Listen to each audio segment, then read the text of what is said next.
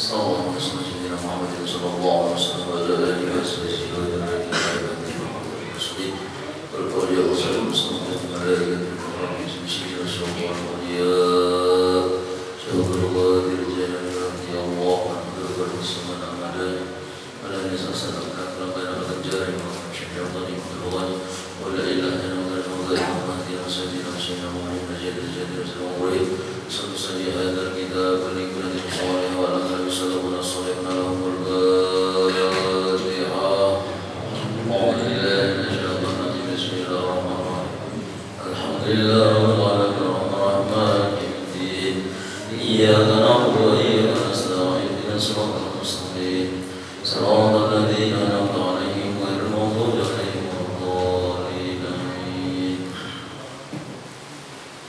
Assalamualaikum warahmatullahi wabarakatuh.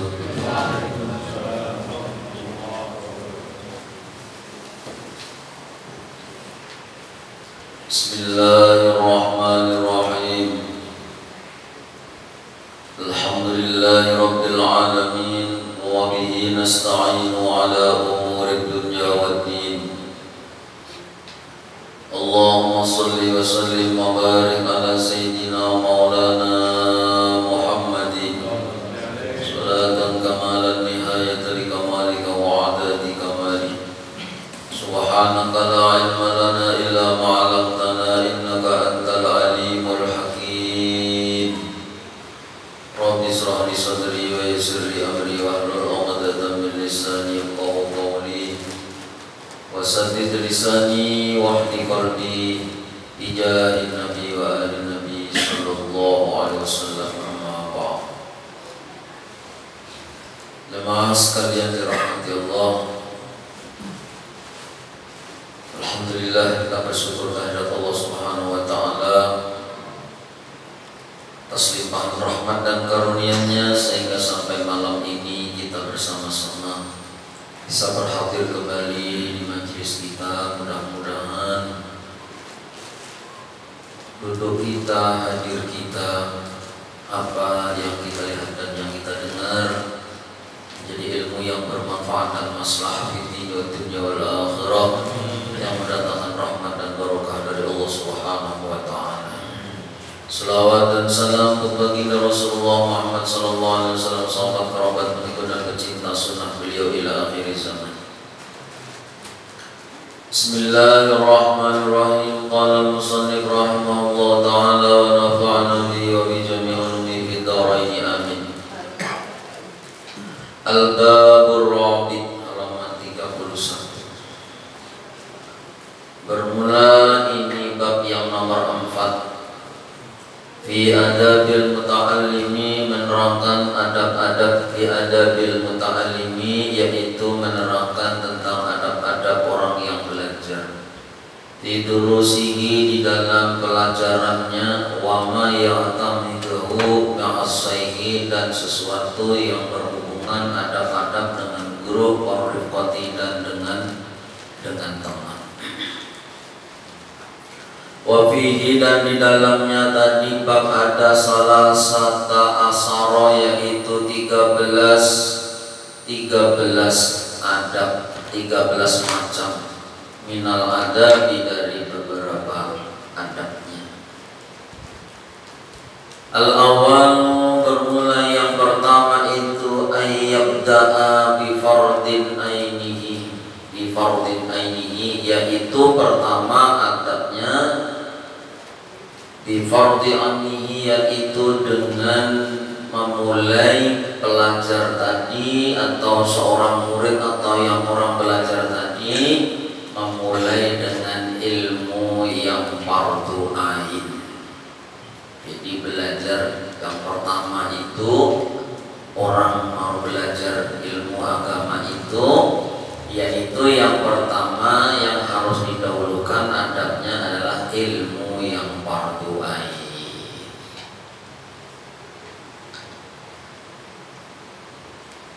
Fayuhasilu awalan, maka bisa dihasilkan atau bisa menghasilkan seorang muta'alim tadi atau seorang belajar tadi awalan di dalam permulaannya arba'ata ulumi ilmin, yaitu 4 beberapa ilmu.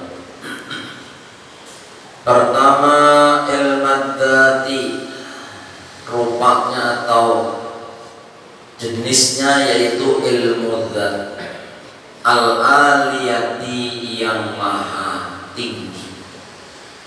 Berarti disuruh mengenal ilmu tauhid. Itu yang pertama kali. Fardu itu bila kita kada belajar ilmu tauhid, lalu kada bisa bertauhid dengan benar, apa tujuan ibadah, siapa yang kita ibadahi, maka berdosa.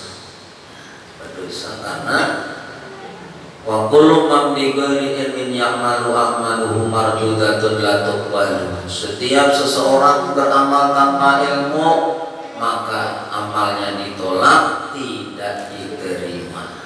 Nah, wajib kita belajar.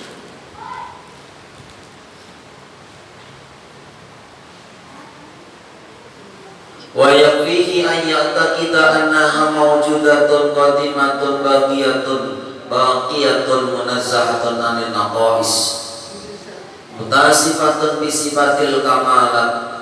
Dan mencukupi bagi seorang pelajar atau murid itu, yaitu belajar ilmu tauhid itu, mengiktikadkan annaha, sesungguhnya datul aliyah atau Allah yang punya dat yang tinggi itu, mawjudatun, punya sifat wujud. Sifat 20 itu qadimatun dan qadim atau qidam, baqiyatun dan baqa. Munazzahatun, yang disucikan, anin naqaisi, daripada sifat kekurangan.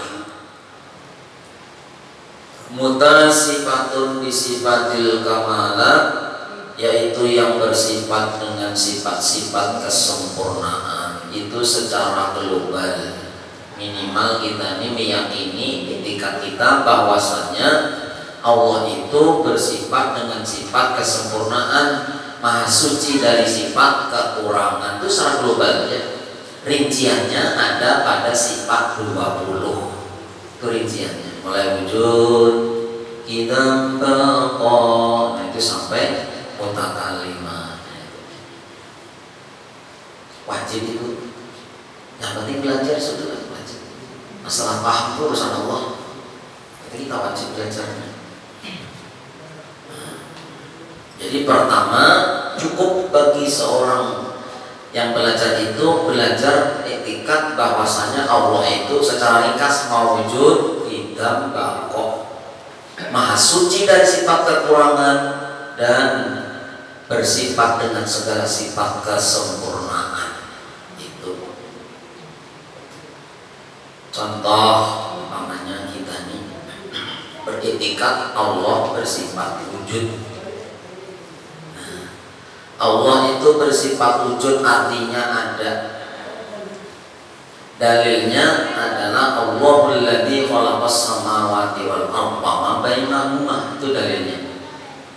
Dialah Allah zat yang menciptakan langit dan bumi dan barang-barang di antara keduanya.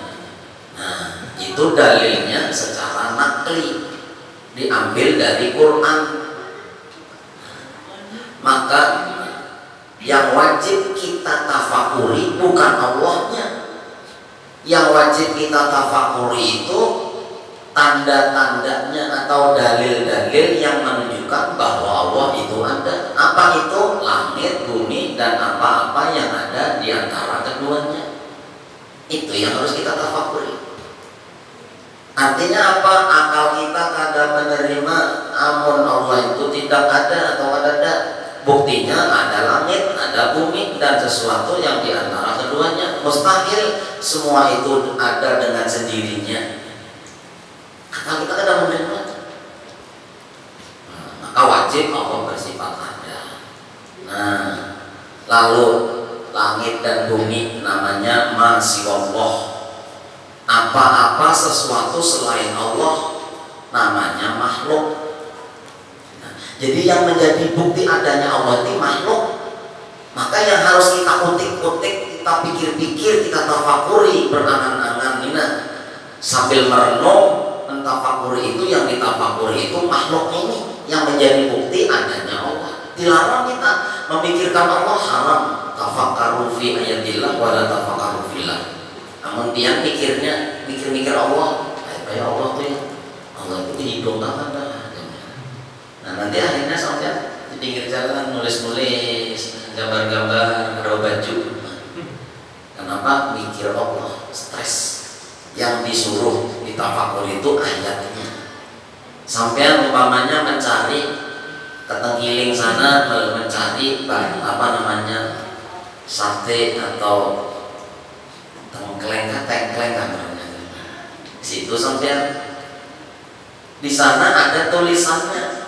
Nah, maka sampean yang menjadi bukti adanya sate itu di situ ada tulisannya, alamatnya, buktinya. Saya ada sate tengkleng. Nah, maka alamatnya itu menandakan adanya sate tengkleng. Ya, kayak itu kita, maka langit bumi ini menunjukkan adanya Allah. Nah, ada mungkin langit bumi ini ada dengan sendirinya. Dia saja baru dibikin, baru dicipta. Allah yang menciptakan. Nah, itu makhluk. Nah, tandanya makhluk, tandanya itu apa? Bendanya berubah-ubah, sifatnya pun berubah-ubah. Nah, kita nih tangan dulu nih, mulai dulu bayi halus kecil berubah menjadi ganas, lalu kena keriput, ropos tulangnya berubah lagi. Itu tandanya makhluk berubah-ubah.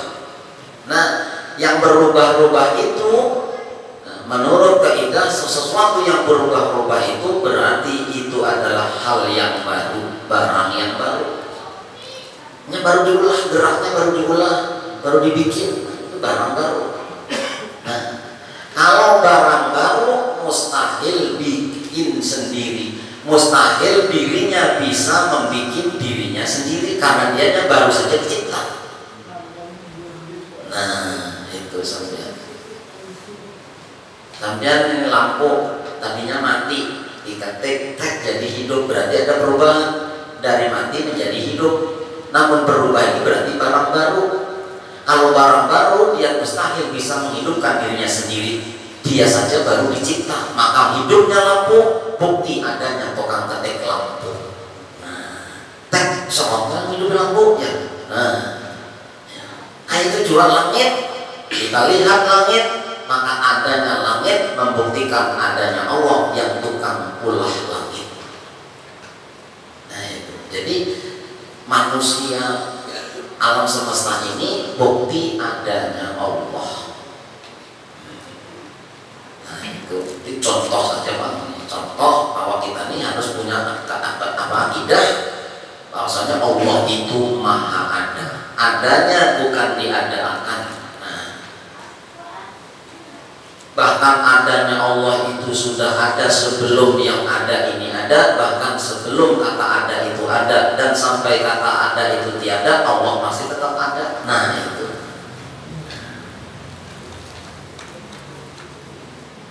itu contoh bahwa akidah kita ini, keyakinan kita ini Allah punya sifat wujud. Ada kita ini bukan punya sifat wujud, karena wujudnya kita ini diadakan, wujudnya diwujudkan. Maka orang yang punya keyakinan di situ, adabnya adalah setiap melihat sesuatu, nah iya mulai tadi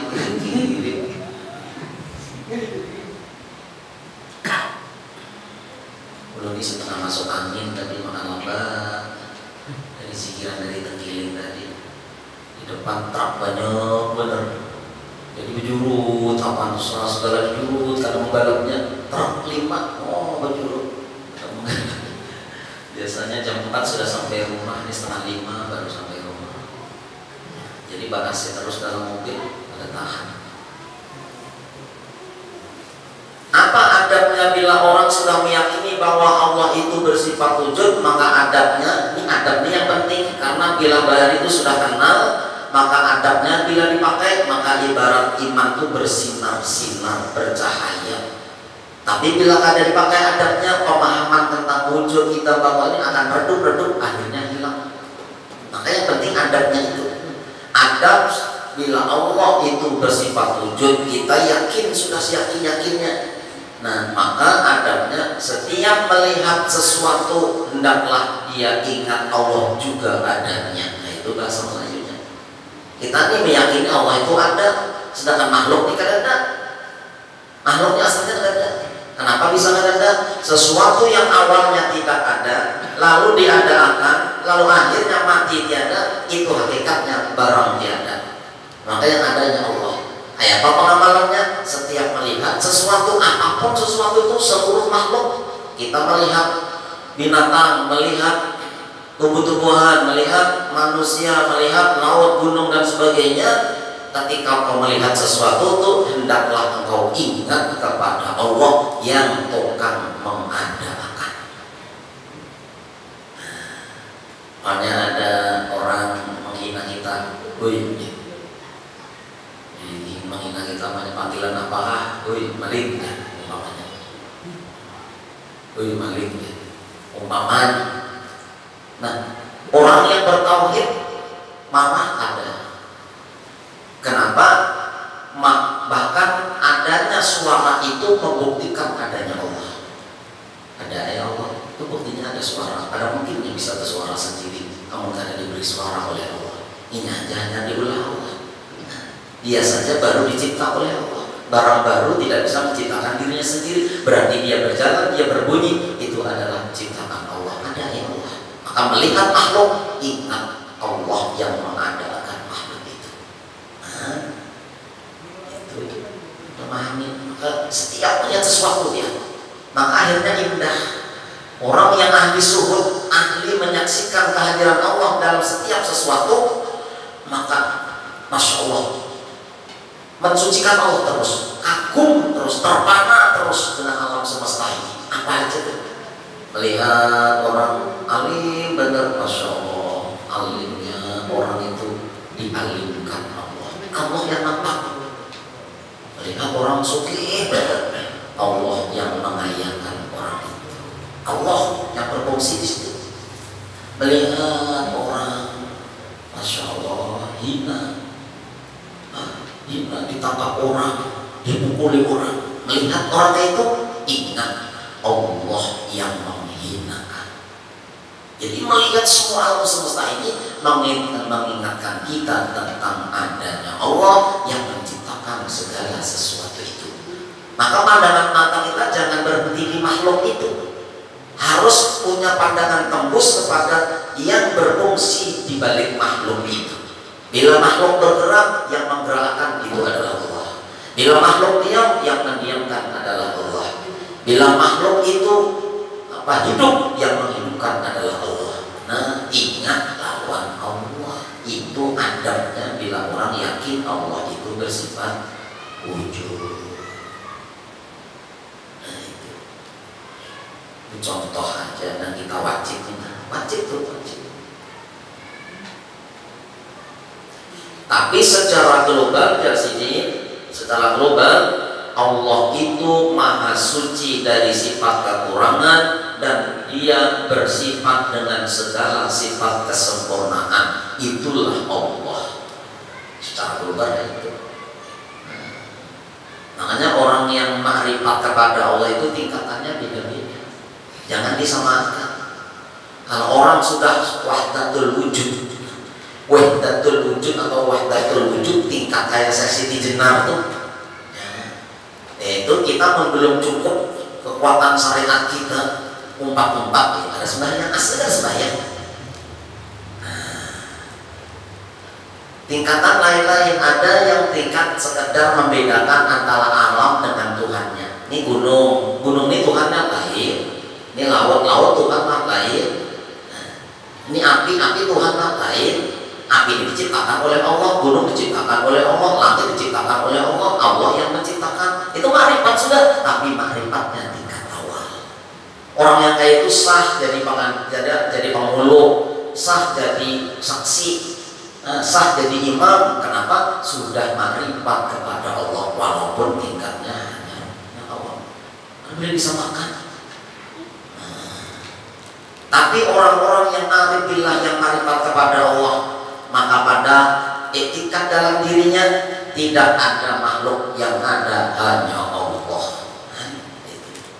Itu ada kajiannya dalam kitab Al-Hikam. Insyaallah kalau kita hatam ini, insyaallah lanjut ya kita.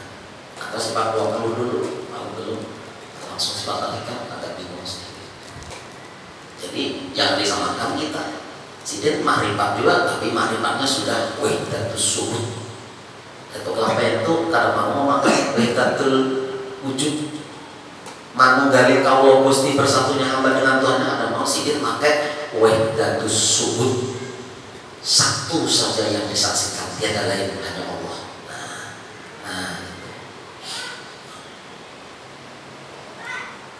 Itu pertama yang wajib kita pelajari. Bila kita kada belajar sampai mati berdosa. Biar pokok-pokok duduk di kursi dosa, kenapa? Kada belajar. Guring hari-hari dosa terus, kenapa? Karena setiap hari kada belajar ilmu tauhid. Ayatnya, aku kada berdosa, aku guring aja di rumah kada bermaksiat, tapi indah belajar berdosa. Berdiam di rumah itu kada berdosa, kenapa? Ada belajar ilmu tauhid. Maka wajib wajib belajar. Yang kedua ilmu sifat, yaitu ilmu sifat.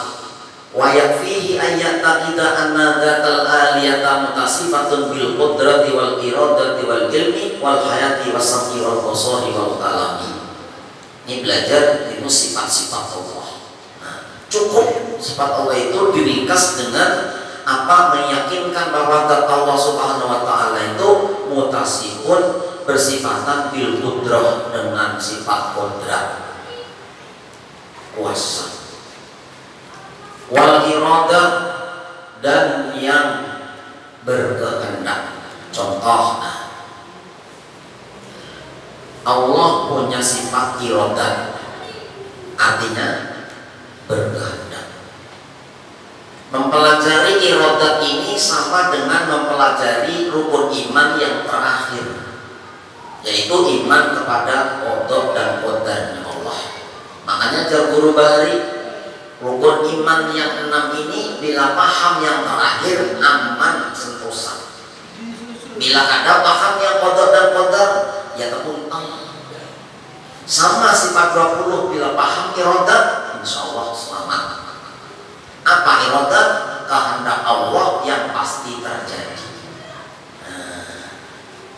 Maka kehendak Allah itu, iradat itu ada 4. Ini contohnya. Karena membaca ini, ya, jadi kita terangkan sedikit-sedikit. Iradat pertama, iradatnya Allah itu adalah ketentuan Allah itu sudah ada dalam pengetahuan Allah. Satu. Artinya apa? Bila Allah menghendaki sesuatu, itu sudah ada dalam ilmu Allah, dalam genggaman Allah. Karena pandangan Allah itu kada sama dengan pandangan makhluk. Contoh, kalau kita memandang pakai mata, dia kada tahu. Di dalam buku ini ada apa? Dia kada tahu. Kenapa? Karena terdinding dengan buku, dengan kitab, terdinding, kada tahu dia. Karena pandangan pakai pandangan mata. Jangankan terdinding kertas yang tebal, terdinding tisu aja. Terdinding tai mata aja dia tidak bisa melihat lagi apa itu dibaca Ustaz di dalamnya, nggak tahu. Nah itu pandangan makhluk. Amun pandangan Allah, Bang, Allah itu bisa mengetahui seluruh apa yang terjadi di dalam alam semesta ini, walaupun semut hitam nempel di batu hitam, di dasar laut yang gelap gulita hitam mencekam, Allah tetap tahu. Kenapa? Karena Allah yang maulah, karena Allah yang membikin, maka dia tahu. Contoh dia bikin rumah tingkat lantai 3, terus sampean di lantai yang paling atas pian tabung, pian masuki emas 1 kilo, pian tutup keramik. Maka walaupun pian ada di rumah, pian ke Malaysia sana, tetap aja pian tahu di rumah betul ada patakan emas di lantai 3. Bukan memandang dengan mata, tapi karena pengetahuannya, karena Dia yang mencipta. Itu pengetahuan Allah.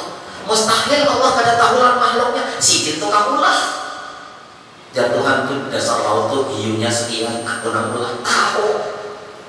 Karena Allah kada usah mandang ini. Kenapa? Allah yang bikin.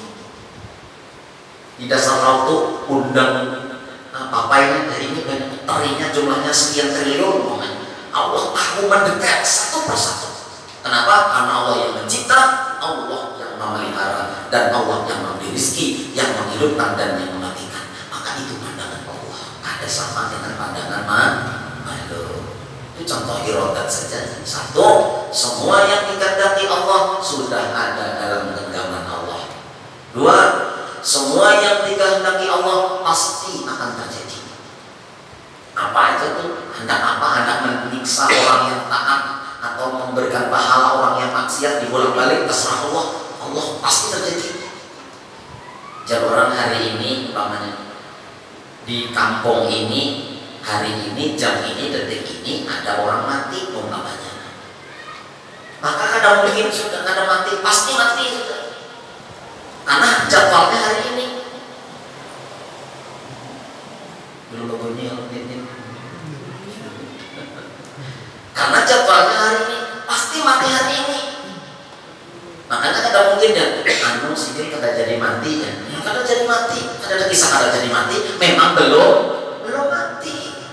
Jadi semalam sudah mati sih, lagi hidup lagi. Tidak ada kisah seperti itu. Maka yang dikehendaki Allah, direncanakan Allah pasti terjadi. Jadi ada kita yang minta ke Allah, ya Allah mudah-mudahan selamat semuanya, bukan karena doa kita, murni kehendak Allah orang itu selamatan.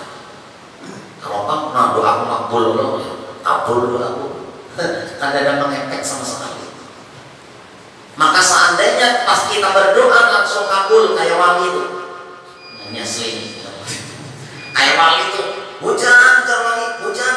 Maka itu karena kehendak wali sama kehendak Allah sama, maka terjadilah itu. Namun kehendak manusia saja tidak mungkin terjadi. Tapi kalau kehendak Allah saja pasti terjadi. Kalau kehendak Allah dan kehendak manusia sama pasti terjadi juga. Karena yang menyebabkan terjadi itu bukan kehendak manusia, tapi kehendak Allah. Itu contoh irodat. Padahal 4 nih, 2 aja masih. Menhendak lengkap belajar sifat 20 ya. Nah mungkin itu saja yang kita sampaikan. Udah bisa awaknya. Minta ampun, minta ridho. Al-Fatihah. Bismillahirrahmanirrahim. Alhamdulillahirabbil alamin arrahmanirrahim maliki yaumiddin iyyaka na'budu wa iyyaka nasta'in. Shiratal ladzina an'amta 'alaihim ghairil maghdubi 'alaihim amin. Amin ya Allah ya rabbal alamin. Bismillahirrahmanirrahim. Allahumma shalli wa sallim wa barik ala sayyidina Muhammad wa ala alihi washabbihi ajma'in. Allahumma ij'al jama'ana hadha jam'an tabaraka ma'sum ya arhamar rahimin ahtib lana bika bikul ajma'in. Sallallahu sayyidina Muhammad wa alihi wasallam. Alhamdulillahi rabbil alamin. Taqabbalallahu minkum inna wa minkum taqabbal ya karim.